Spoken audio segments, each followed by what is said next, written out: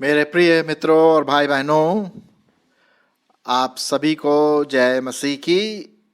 और आशा है कि आप कुशल से हैं और अपने परमेश्वर में, अपने कार्य में, अपने दिनचर्या में आगे बढ़ रहे हैं। बस इन दिनों में अपने आप को प्रोटेक्ट रखिए और दूसरों को भी यही बात करिए। मैं आज आपके सामने एक विशेष जो बात है, परमेश्वर का वचन जो हमसे कहता है, उसके बारे में बताना मांगता हूँ। और वो विषय इसलिए स्पेशल है, इसलिए विशेष है क्योंकि परमेश्वर हमें कई प्रकार से, कई तरीकों से हमसे बातें करता है। ठीक है, कभी वो नेचर के द्वारा शिक्षा देता है, प्रकृति के द्वारा, किसान के द्वारा, खेत खलिहान के द्वारा, ऑर्डिनरी चीज़ों के द्वारा, कभी कभी कहानी बताने के द्वारा, कभी एस्ट्रोनॉमी या तारागणों के उदाहरण लेकर के हमें बताता है कि उसकी शिक्षा हमारे जीवनों के लिए क्या है।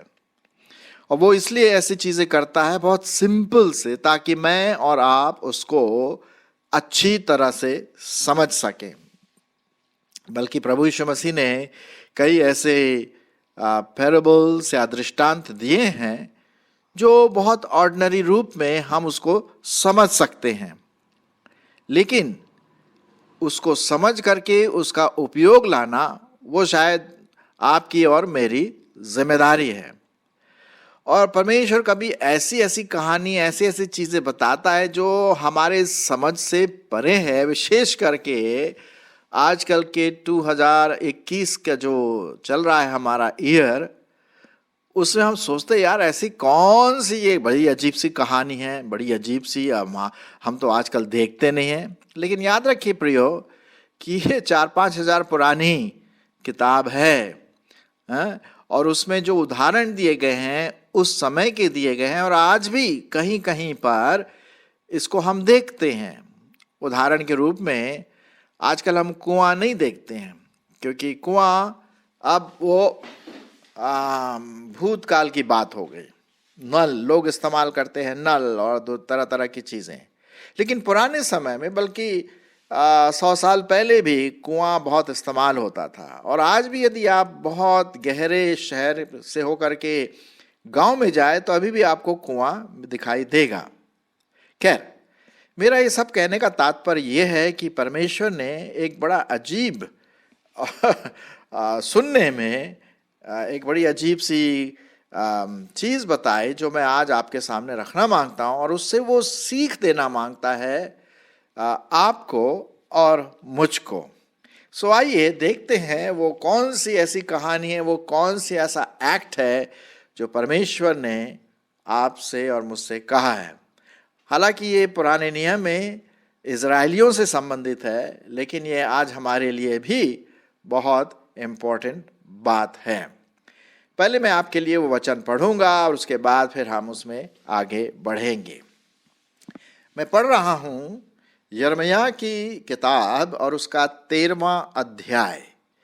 यिर्मयाह उसका 13 अध्याय 1 से 11 पद।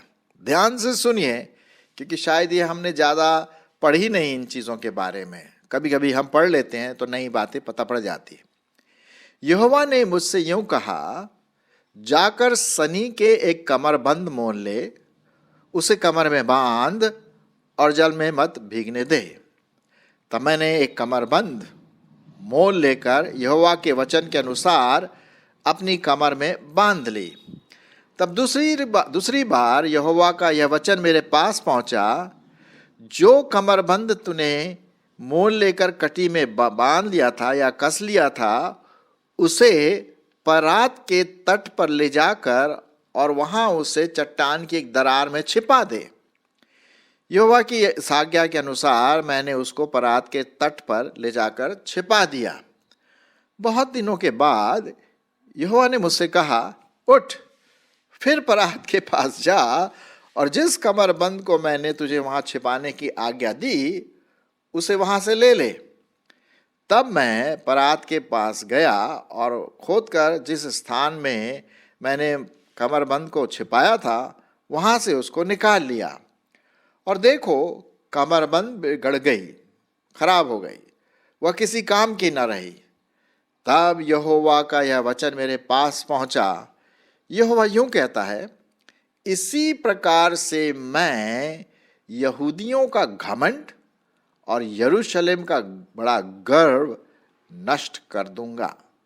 इस दुष्ट जाति के लोग जो मेरे वचन सुनने से इनकार करते हैं, जो अपने मन के हठ पर चलते, दूसरे देवताओं के पीछे चलकर उनकी उपासना करते हैं और उनको दंडवत करते हैं, वे इस कमरबंद के समान हो जाएंगे जो किसी काम का नहीं रहा। यहोवा की वाणी है कि जिस प्रकार से कमरबंद मनुष्य की कमर में से कसी जाती है, उसी प्रकार से मैंने इज़राइल के सारे घराने और यहूदा के सारे घराने को अपनी कटी में बांध लिया था कि वे मेरी प्रजा बने और मेरे नाम और कीर्ति और शोभा का कारण हो, परंतु उन्होंने ऐसा नहीं किया, ना माना। यहाँ तक। अब आप सोच रहे होंगे, बड़ा एक वाक्य है, बड़ा अजीब कहानी है, बड़ी अजीब कथा है कि यहाँ पर जो बातें पढ़ी गई। अब आप जानते हैं कमरबंद क्या होता है, जैसे कि आप इस पिक्चर में देख रहे हैं, जो आपके सामने मोबाइल में या जिसमें भी आप देख रहे हैं। ये जो कमरबंद या कटिबंध कहते हैं, वो ज़्यादातर वो लोग बांधते हैं जो किसान हैं या जनजाति हैं, वो अपने कमर में बांध के रखते हैं। आजकल आप देख सकते हैं उसको, कहीं कहीं पर ज़रूर है, लोग गमछा लेकर के घूमते अपने कमर पर या अपने कंधे पर डाल के। मेरे ख्याल में एक ही चीज़ है ये, लेकिन उन दिनों में कमर के चारों तरफ ये कपड़ा बांध दिया जाता, मोटा सा कपड़ा, शॉल के समान, जैसा कि आप इस पिक्चर में भी देख रहे हैं। अब इस कमर बंद से या कटिबंध से परमेश्वर इजरायलियों को एक शिक्षा देना मांग रहा था, और बहुत ही सिंपल था।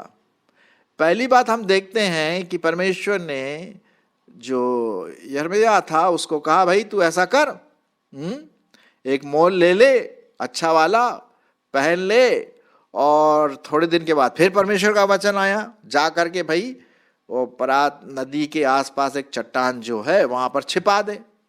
वैसे ही किया, और कुछ दिन के बाद फिर परमेश्वर का वचन कहा कि भाई तुम जाओ और देख लो, ले आओ उसको।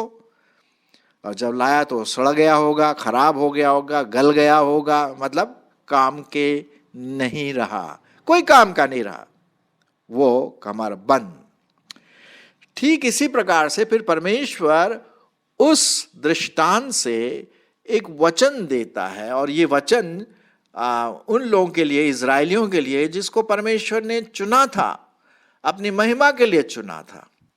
और 7वां पद से मैं फिर आगे पढ़ूंगा, इसका जो मतलब है, इसकी जो मीनिंग है, वो इजरायलियों के लिए और आज आपके और मेरे लिए भी है। मैं फिर से पढ़ रहा हूं 7वें पद से। तब मैं परात के पास गया और खोद कर जिस स्थान में मैंने कमरबंद को छिपाया था वहां से उसको निकाल लिया, और देखो कमरबंद क्या हो गई, बिगड़ गई और किसी काम का नहीं रहा। अब इसका जो प्रायोगिक मतलब है, प्रैक्टिकल मीनिंग है, इसका जो अर्थ है, वो इस प्रकार से है। देखिए, प्रभु परमेश्वर विजुअल इस्तेमाल करता है, देखने के द्वारा, कुछ चीज़ों को देख करके। उसने एक बार कुम्हार के बारे में बताया, यहाँ पर हम देखते हैं उसने कमरबंद, कटिबंध के बारे में बता रहा है, और उससे ये लेसन सिखाना मांगता है। 8वां पद। तब यहोवा का यह वचन मेरे पास पहुंचा। यहोवा यों कहता है, अब सुनिए यहोवा क्या कहता है इजरायलियों के लिए, इसी प्रकार से मैं यहूदियों का घमंड, यरूशलेम का गर्व, जो बड़ा गर्व है, नष्ट कर दूंगा। अब देखिए, इससे पहले कि मैं आगे बढ़ूं, एक पद पहले से मैं पढ़ लेता हूं, 11वां पद। उसका जो मतलब था, नया कटिबंध, नया कमरबंद जो बांधा था। यहोवा की वाणी है कि जिस प्रकार से कमरबंद मनुष्य की कमर में कसी जाती है, उसी प्रकार से मैंने इज़राइल के सारे घराने और यहूदा के सारे घराने को अपनी कटी में बांध लिया कि वे मेरी प्रजा बने और मेरे नाम और कीर्ति और शोभा का कारण हो, परंतु उन्होंने ऐसा नहीं किया। कहने का मतलब ये है, कटिबंध का पहनना या कमरबंद का पहनना ये है कि वो हमारे बिल्कुल पास रहता है, बिल्कुल अच्छी तरह से उसका गांठ बनता है। पता नहीं आपने देखा है कि नहीं, लेकिन मैंने देखा है कि जब वो कमर बांधते हैं तो खूब अच्छी गांठ लगाते हैं ताकि वो ढीला ना रहे। वो कमर से बिल्कुल, वो शरीर से बिल्कुल लगा रहता है, लिपटा रहता है और वो निकलने का नहीं।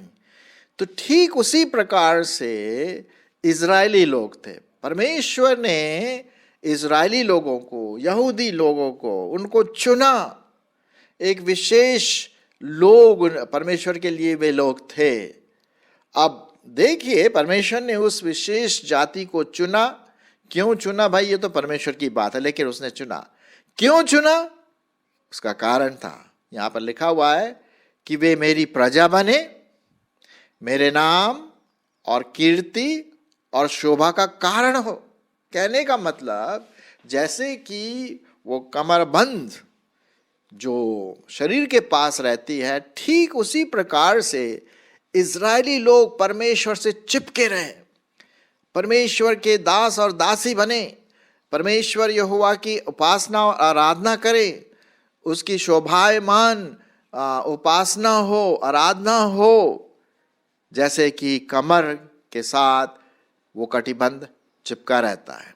और ये इस बात को दर्शाता है कि परमेश्वर इजराइलियों से, यहूदियों से कितना प्यार करता है। लेकिन क्या हुआ, क्या हुआ, हम देखते हैं वचन में लिखा हुआ है बड़े साफ रीति से कि अब भाई तू ऐसा है, जब तूने पहन लिया इसको, अब जाकर के क्या कर, वहां छिपा ले, रॉक के नीचे, पत्थर के नीचे, खो बना के, चट्टानों के बीच में कहीं नीचे जमीन खोद करके वहां छिपा दे। बड़ा अजीब सा लगता है। अब जो यिर्मयाह है वो सोच रहा हो, भाई क्या प्रभु परमेश्वर सिखा रहा है। जब उसने ये बात देखी तब उसको समझ में आया कि अच्छा ये बात है, परमेश्वर ये सिखाना मांगता है।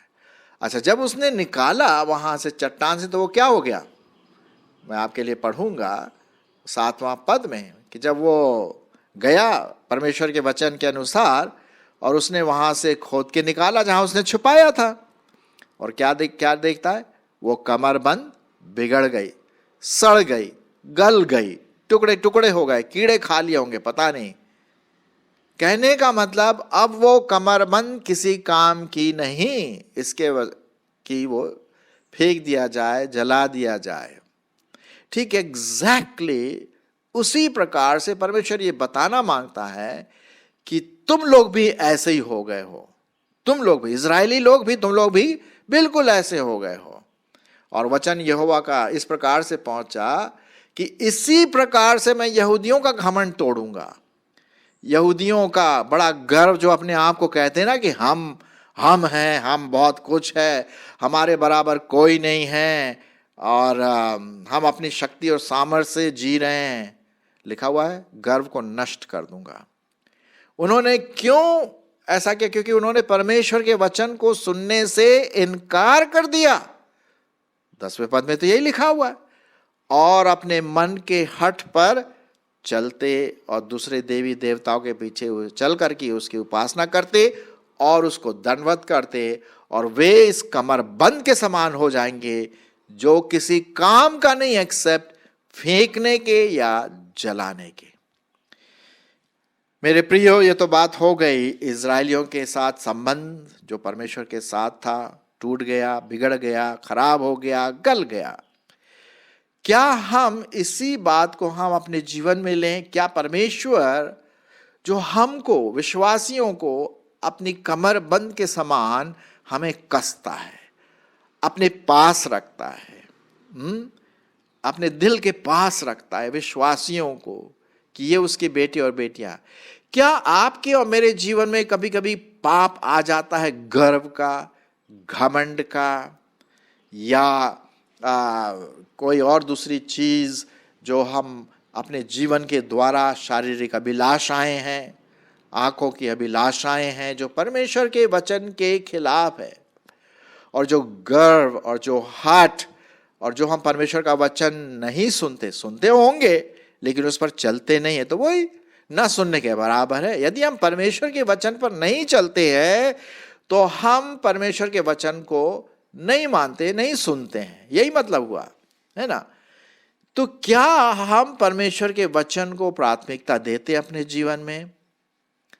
अगर नहीं है ऐसा तो वो कटिबंध क्या हो जाएगा?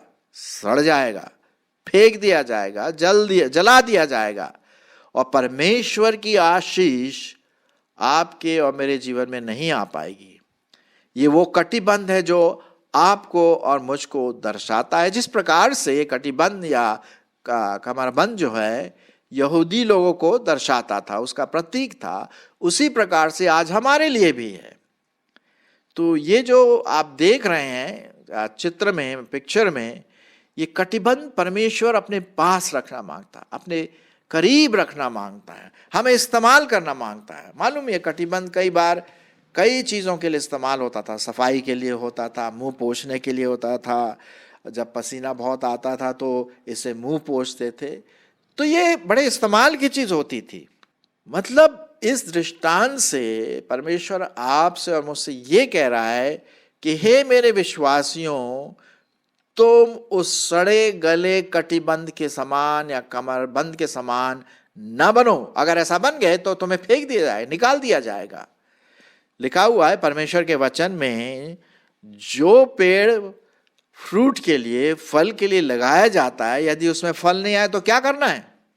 वो तो जबरदस्ती का जगह घेर रहा है। निकालो उसको, जड़ से निकालो और फेंक दो, जला दो। यही लिखा हुआ ना।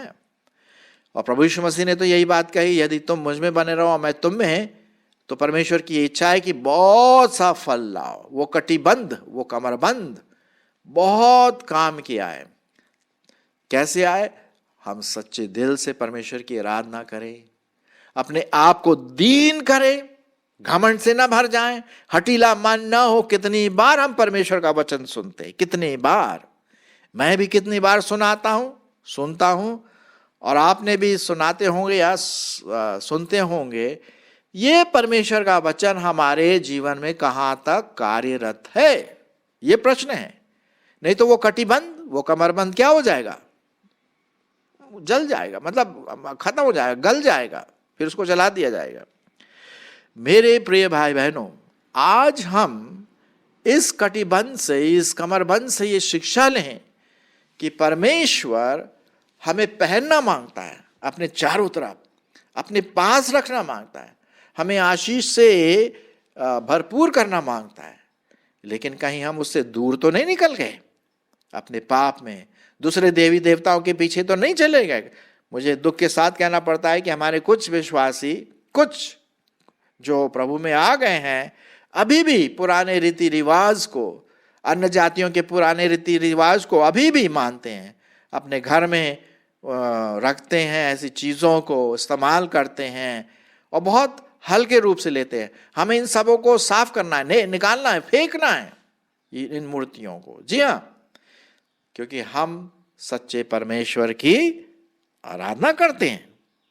यही तो परमेश्वर चाहता है, क्योंकि इजरायली लोग क्या करते थे? उनके मन कठोर हो गए थे, वे दूसरे देवताओं के पीछे चलने लगे, उसकी उपासना करने लगे और उसको दंडवत करने लगे। आपके जीवन में क्या मूर्तियां हैं? पैसों की मूर्ति, सुंदरता की मूर्ति, और आपने जो परमेश्वर ने आपको जो स्टेटस दिया है, जो औहदा दिया, उसकी मूर्ति बना करके हम पूजा कर रहे हैं, अपने आप की मूर्ति बना रहे हैं आत्मिक रीति से।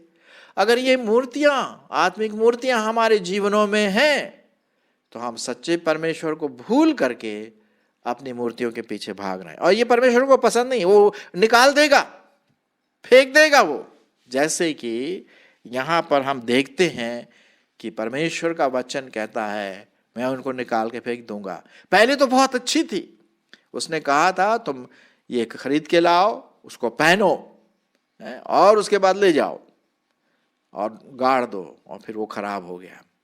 उसी प्रकार से परमेश्वर कहता है, मैंने इज़राइल को पहनने की कोशिश की, अपने में कसने की कोशिश की, अपने आशीष में लाने की कोशिश की, लेकिन वो व्यर्थ में दूसरों के पीछे चले गए। मेरे प्रियो, क्या हम इस कमरबंद से एक लेसन ले सकते हैं कि क्या मैं परमेश्वर के समीप हूं? दीनता मेरे में है? क्या मैं परमेश्वर की आराधना आत्मा और सच्चाई से करता हूं, करती हूं? क्या मैं पाप से दूर हूं और इस प्रकार के जो लोग उल्टे सीधे काम करते उससे दूर हूं? तब परमेश्वर हमें आशीष देगा। सो आइए हम अपने इस कटिबंध को परमेश्वर से बंधा रहने दें। हाँ, कितने खुशी की बात है जब हमारा जीवन प्रभु में पूरा सेत मेत के साथ प्रभु में लिपटा रहे। अगर कहीं गलने की नौबत आ रही है, अभी पश्चाताप करिए और फिर से अपना संबंध, एक नया संबंध बना लीजिए। धन्यवाद।